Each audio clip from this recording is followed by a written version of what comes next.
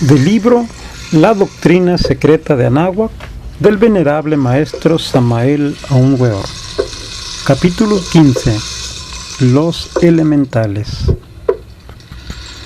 Nuestra divina madre Tonantzin es la serpiente ígnea de nuestros mágicos poderes, ascendiendo victoriosa por el canal medular espinal del organismo humano. Coatlicue es la serpiente del abismo. Kali, Hécate, la proserpina infernal, la diosa de la tierra. Cihualcoatl es otro nombre terrible de la diosa de la tierra y la patrona bendita de las famosas Cihuateteo, que de noche gritan y braman espantosamente en el aire. En tiempos más recientes, Cihualcoatl se transformó en la llorona de nuestras leyendas populares, que carga una cuna misteriosa o el cadáver de una criatura inocente y que lanza en las noches amargos lamentos en las solariegas calles de la ciudad. En tiempos antiguos decían que había llegado por el delito de haber dejado abandonada en el mercado público a la cuna dentro de la cual estaba el cuchillo de sacrificio. Incuestionablemente, los gnomos o pigmeos que moran entre las entrañas de la tierra tiemblan ante Coatlicue. El genio particular de estos gnomos es Gob, un deiduso muy especial conocido en alta magia. Se nos ha dicho que el reino específico de los gnomos está al norte de la tierra y que se les manda con la espada. Veamos ahora un magnífico poema de la épica náhuatl relacionado con Tlaloc, el dios del agua. El dios Tlaloc residía en un gran palacio con 4 aposentos, y en medio de la casa había un patio con 4 enormes barreños llenos de agua. El primero es el del agua que llueve a su tiempo y fecundiza a la tierra para que dé buenos frutos.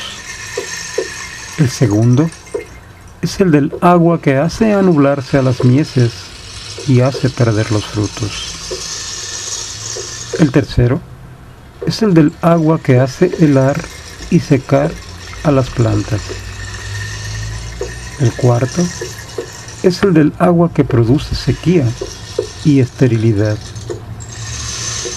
Tiene el dios a su servicio a muchos ministros, los elementales del agua, pequeños de cuerpo, los cuales moran en cada uno de los aposentos, cada uno según su color, pues son azules como el cielo, blancos, amarillos o rojos. Ellos, con grandes regaderos y con palos en las manos, van a regar sobre la tierra cuando el supremo Dios de la lluvia ordena. Y cuando truena, es que resquebrajan sus cántaros. Y si algún rayo cae, es que un fragmento de las vasijas rotas viene sobre la tierra. Hallándome un día en estado de meditación profunda, hube de ponerme en contacto directo con el bendito Señor Tlaloc. Este gran ser vive en el mundo causal, más allá del cuerpo, de los afectos y de la mente. En todas las partes de mi ser experimenté ciertamente la tremenda realidad de su presencia. Vestido exóticamente, parecía un árabe de los tiempos antiguos. Su rostro, imposible de describir con palabras, era semejante a un relámpago. Cuando le recriminé por el delito de haber aceptado tantos sacrificios de niños, mujeres, varones, ancianos, etc., la respuesta fue: yo no tuve la culpa de eso. Nunca exigí tales sacrificios. Eso fue cosa de las gentes allá en el mundo físico. Luego concluyó con las siguientes palabras: volveré en la nueva era acuaria. Incuestionablemente, el dios Tlaloc habrá de reencarnarse dentro de algunos años. Los cabalistas afirman solemnemente que el reino de las ondinas se encuentra en el occidente y se les evoca con la copa de las libaciones. Los antiguos magos, cuando llamaban a las ondinas de los ríos y de los lagos, o a los genios de las nubes, o a las nereidas del tormentoso océano, clamaban con gran voz pronunciando los siguientes mantras: Bella, Vayala, Bellala, Eyala, Bella. Ciertas tribus de América, cuando quieren lluvia para sus cultivos, reunidos sus miembros, asumen la figura del sapo, lo imitan y luego, en coro, remedan el croar de los mismos. El resultado no se hace esperar demasiado. Los antiguos mexicanos oraban al Señor de las lluvias, al Tlaloc, y entonces era regada la tierra con las aguas de la vida. Aunque Tlaloc es un rey de la naturaleza, una criatura perfecta más allá del bien y del mal, está en sus manos la inundación, la sequía, el granizo, el hielo y el rayo, motivo por el cual los magos antiguos temían su cólera.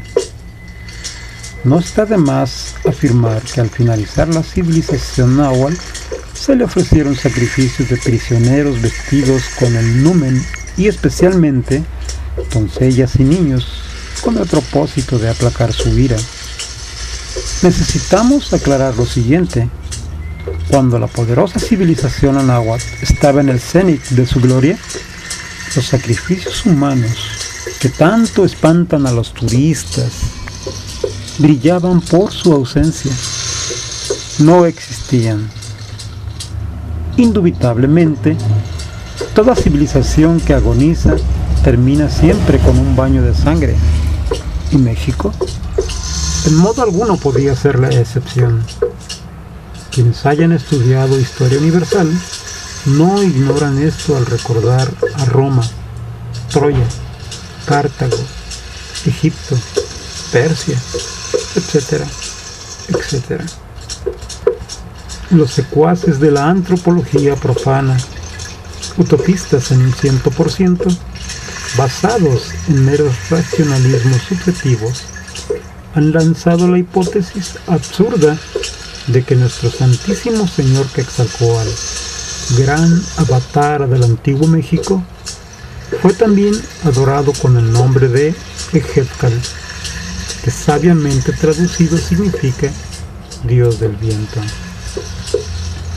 Los adeptos de la fraternidad oculta, aquellos individuos sagrados dotados de razón objetiva, los maestros auténticos de la antropología gnóstica, saben muy bien, por experiencia mística directa y profundo análisis, que el dios del viento es un deva de la naturaleza, un malachín del mundo causal, un genio del movimiento cósmico muy distinto a Quetzalcóatl.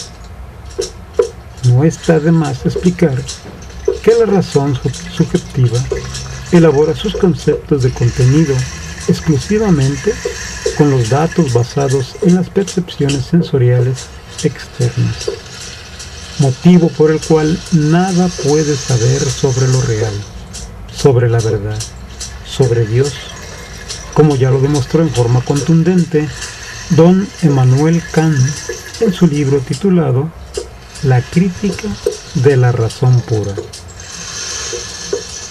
La razón objetiva es diferente, elabora sus conceptos de contenido con los datos fundamentales de la conciencia. Así pues, al hablar sobre los dioses del panteón azteca, los estudiantes de la antropología gnóstica sabemos muy bien lo que decimos. No lanzamos opiniones subjetivas. Somos matemáticos en la investigación y exigentes en la expresión. Ejecatl, Saptabiel, Michael, etcétera, etcétera, constituyen una verdadera pléyade de individuos sagrados de nuestro sistema solar de orbs, especializados en la difícil ciencia del movimiento cósmico. El gran Guruji de Hetkal ayudó en forma muy eficiente al gran Kabir Jesús de Nazaret en sus difíciles procesos resurrectivos. Es indudable que bajo la dirección de Hetkal trabajan en nuestro planeta Tierra billonadas y trillonadas de silfos aéreos. Se nos ha dicho con gran énfasis que el reino de los silfos se halla ubicado en el oriente. Incuestionablemente, se les manda con la pluma de águila o con los santos pentáculos. Esto lo saben los magos.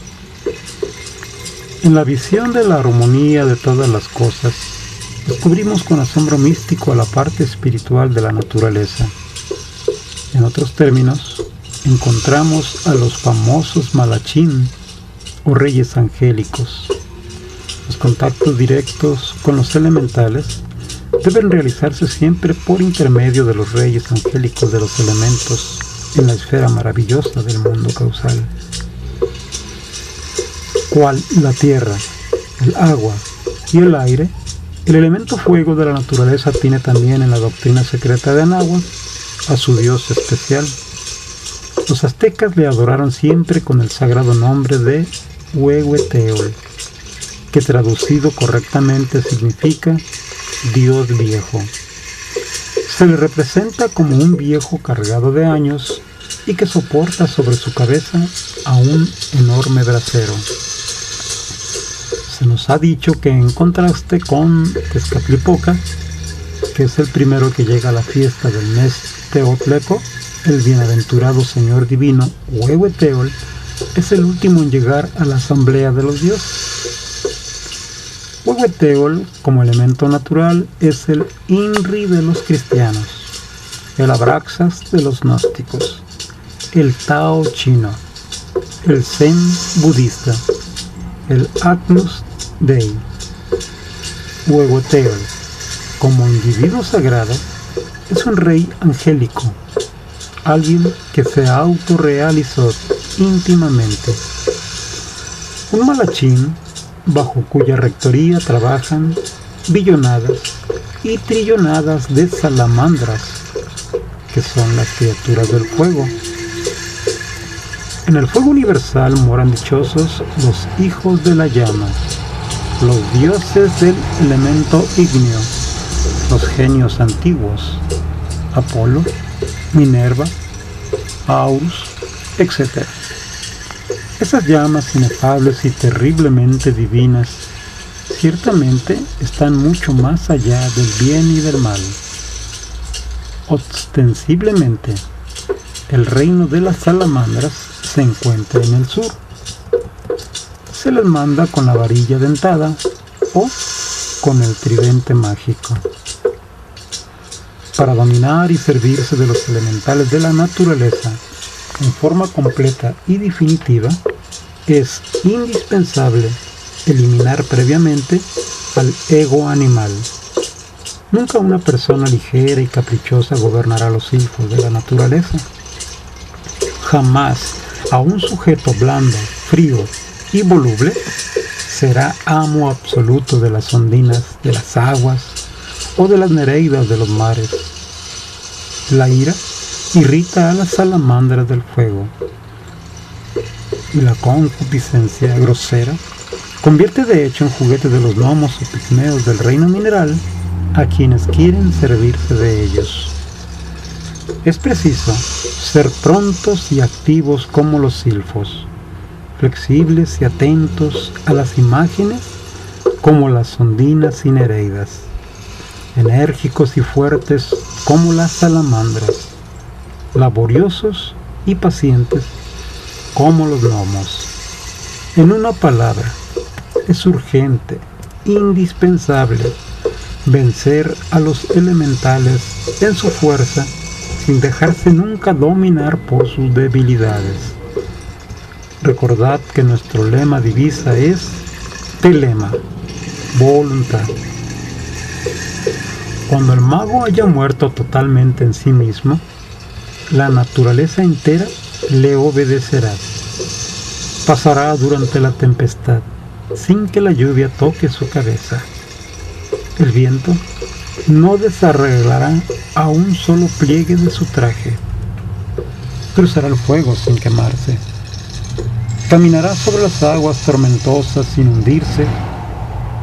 Podrá ver con entera claridad a todas las riquezas que se esconden en el seno de la tierra.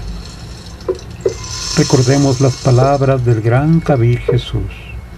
Los milagros que yo he hecho, los podréis hacer vosotros y aún más.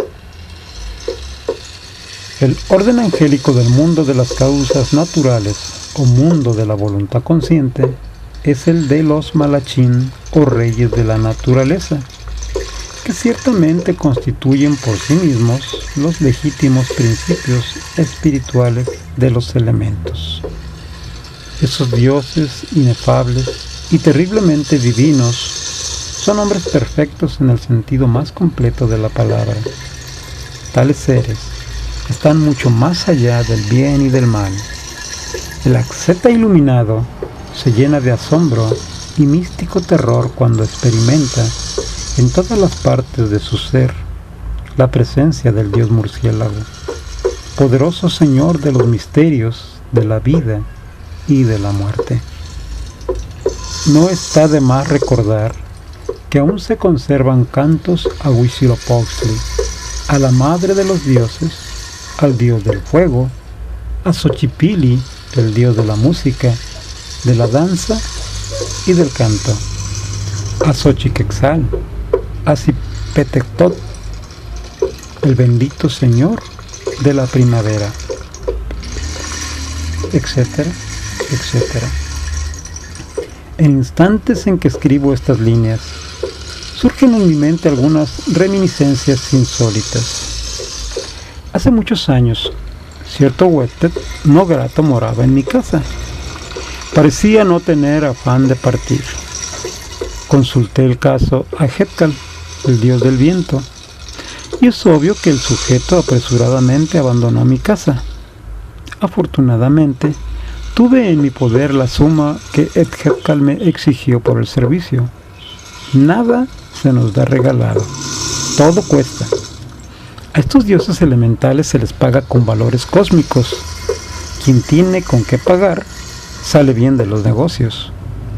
Nuestras buenas obras están representadas con moneda cósmica. Hacer siempre el bien es un buen negocio. Así, acumularemos capital cósmico, mediante el cual es posible hacer negociaciones de esta clase. El iniciado aborda a los seres elementales en nombre de cualquiera de los reyes que los gobiernan. De alguna manera, desciende a los reinos elementales trayendo consigo su habilidad y obra, entonces, sobre los elementos. Las operaciones elementales deben iniciarse en el mundo de las causas naturales. Desde esa región deben ser controladas. Faltando ese control, la magia negra surge de inmediato. Cuando las fuerzas elementales se divorcian de sus principios espirituales y se convierten en algo diferente, aunque no se pretenda hacer ningún mal, se produce inevitablemente una caída acompañada por la degeneración. Cuando reconquistamos la inocencia en la mente y en el corazón, los príncipes del fuego, del aire, de las aguas y de la tierra abren ante nosotros las puertas de los paraísos elementales. Es necesario, por tanto, que cuando queramos servirnos de las fuerzas elementales, pidamos el auxilio a los reyes correspondientes. En el mundo causal, o mundo de la voluntad consciente, es esencialmente la región del misticismo religioso. El gnóstico, que aprende a combinar la meditación con la oración, incuestionablemente puede establecer contacto objetivo y consciente con los dioses de la naturaleza. El mundo causal es la esfera de los maestros. es el templo eterno en los cielos que mano alguna ha construido, es la gran morada de la fraternidad oculta. ¿Estáis enfermos? ¿Queréis sanar a alguien? Escoged entonces como motivo de concentración, meditación, oración, súplica, etc., al famoso dios murciélago de aztecas y mayas. Indubitablemente este gran ser es un maestro de los misterios de la vida y de la muerte. Cuando el fuego chisporrotea abrasadoramente, amenazando vidas, casas, haciendas, que sea entonces Huehueteo, el dios viejo del fuego, el objeto básico de vuestra concentración, meditación y súplicas. Bien saben los cabalistas hebraicos rabínicos que el mantra del mundo causal ha sido, es y será siempre Aloat Bab Dahat. Meditar en tal palabra equivale a golpear en las puertas maravillosas del gran templo. Vamos a transcribir ahora un fragmento místico, una oración a Cipetotec, el dios elemental de la primavera, que lo es también de los mercaderes. La oración dice así: Tú, bebedor nocturno, ¿por qué te haces de rogar? Ponte tu disfraz, ponte tu ropaje de oro. Oh, mi Dios, tu agua de piedras preciosas ha descendido, se ha transformado en quetzal, el alto ciprés, la serpiente de fuego, se ha transformado en serpiente de quetzal. Me ha dejado libre la serpiente de fuego. Quizás desaparezca. Quizás desaparezca y me destruya yo, la tierna planta de maíz.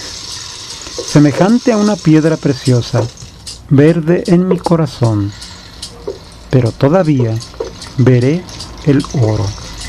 Y me regocijaré si ha madurado, si ha nacido el caudillo de la guerra. Oh, Dios mío, haz que por lo menos fructifiquen en abundancia algunas plantas de maíz. Tú, devoto, dirige las miradas hacia tu montaña, hacia ti.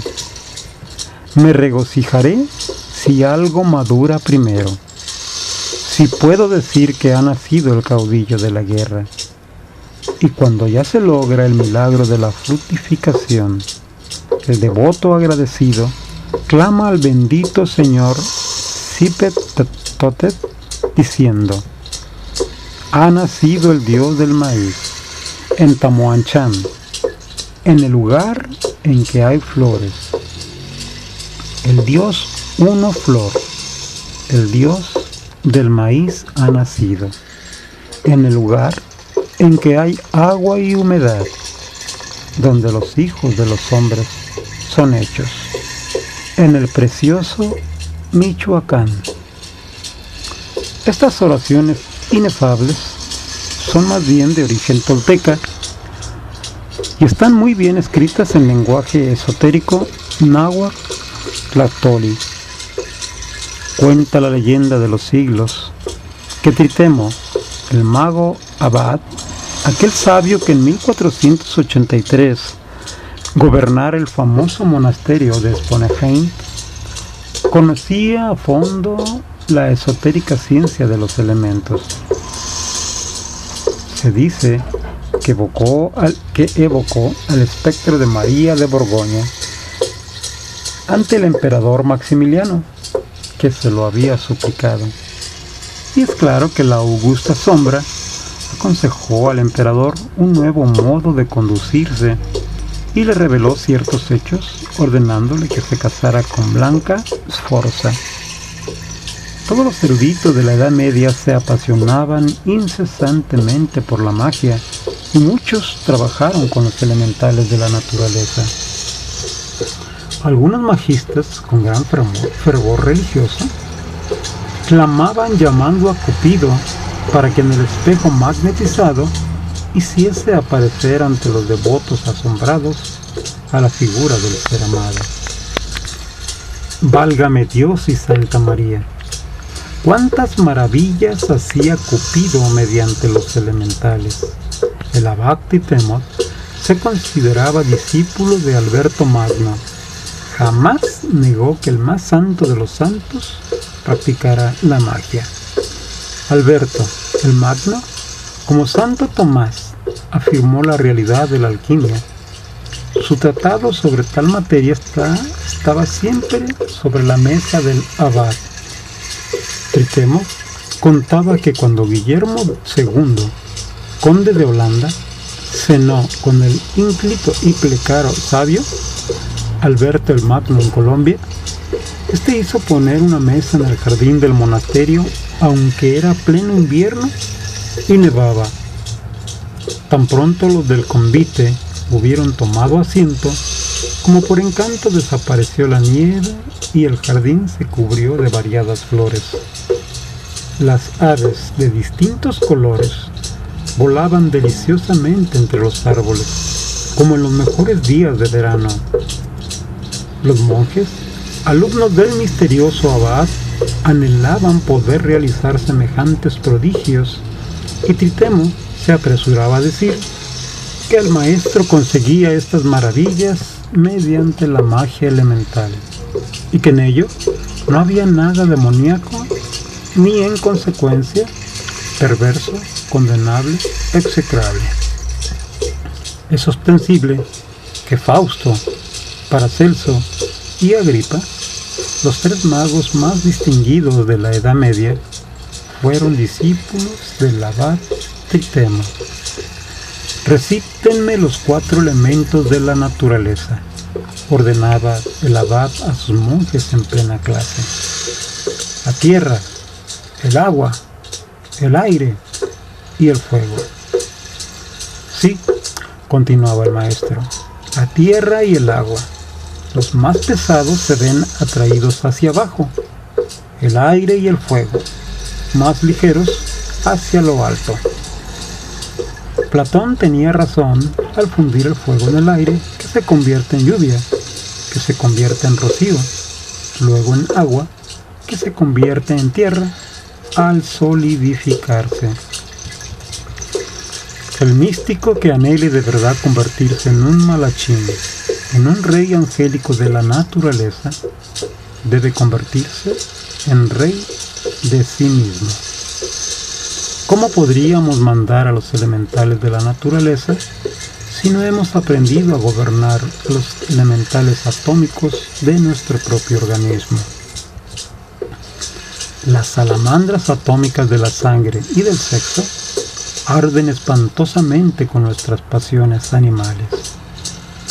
Los silfos atómicos de nuestros propios aires vitales, al servicio de la imaginación mecánica, no se confunda esto con la imaginación objetiva consciente, juegan con nuestros pensamientos lascivos y perversos. Las ondinas atómicas del sagrado esperma originan siempre espantosas tempestades sexuales. Los gnomos atómicos de la carne y de los huesos gozan indolentes con la pereza, glotonería, concupiscencia. Se hace urgente saber exorcizar, mandar y someter a los elementales atómicos de nuestro propio cuerpo, mediante los exorcismos del fuego, los aires, las aguas y la tierra. Podemos también someter a los elementales atómicos de nuestro propio cuerpo. Incuestionablemente, tales oraciones y exorcismos deben ser muy bien aprendidos de memoria. Los magos antiguos usaban en sus operaciones de magia elemental saumerios con ramas de laurel, artemisa, altamisa, ruda, salvia, pino, romero, etc. Tales vegetales ardían entre carbones encendidos. Esta observancia es magnífica. El aire se carga con el humo de las plantas. El fuego exorcizado reflejará la voluntad del operador y las fuerzas sutiles de la naturaleza le escucharán y responderán. En tales instantes, el agua parece estremecerse y hervir. El fuego arroja un extraño resplandor y se sienten en el aire desconocidas voces. La misma tierra parece temblar.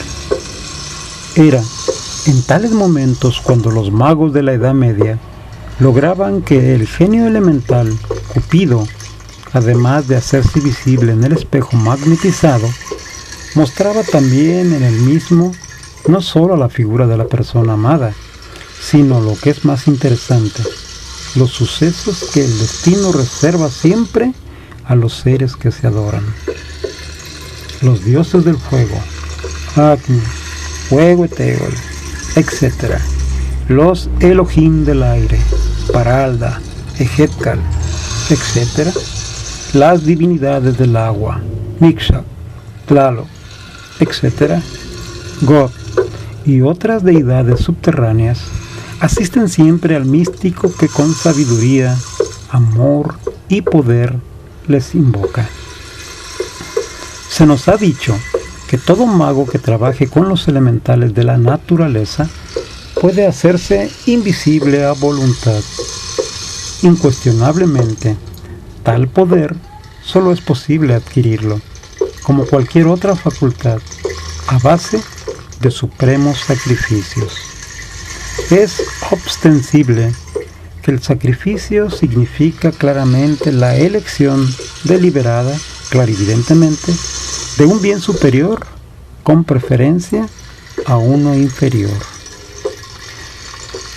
El carbón que la locomotora consume es cruelmente sacrificado al poder del movimiento tan indispensable para transportar pasajeros. En realidad, el sacrificio es una transmutación de fuerzas. La energía latente en el carbón ofrecido en el altar de la locomotora es transformada en la energía dinámica del vapor mediante los instrumentos empleados. Existe un mecanismo psicológico y cósmico, a la vez que cada acto de sacrificio pone en juego y por el cual éste se transforma en energía espiritual, la que a su vez puede ser aplicada a otros diversos mecanismos y reaparecer sobre los planos de la forma en un tipo de fuerza integrante absolutamente distinta de lo que realmente fue en su origen. Por ejemplo, un hombre puede sacrificar sus emociones a su carrera, o una mujer su carrera a sus emociones. Algunas personas están dispuestas a sacrificar sus placeres terrenales por las dichas del espíritu. Sin embargo, es muy difícil que haya alguien dispuesto a renunciar a sus propios sufrimientos, a sacrificarlos por algo superior. Sacrificar el supremo dolor muy natural que resulta del fallecimiento de un ser querido y tendréis una espantosa transmutación de fuerzas, cuya secuencia será el poder para hacerlos invisibles a voluntad. El doctor Fausto sabía hacerse invisible a voluntad. Es claro que el citado mago había conseguido ese poder basado en sacrificio.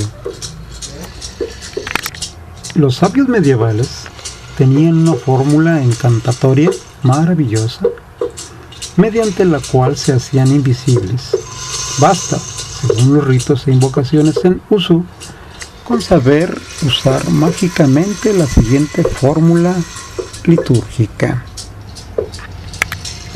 Atal, Batel, Note, Joram, Asei, Tleyuthit, Gabelin, Semenei, Mencheno, Bal, Lavenenten, Nero, Meklat, Alateroi, Palsin, Tinjimiel, Plegas, Peneme, Fruora, Hean, Ha, Ararna, Abora, Ayla, Seye, Pereniek, Senei, Lebeso, Hai, Barachu, Aku, Tural, Bucha, Caretín, Per, Misericordiam, Abi,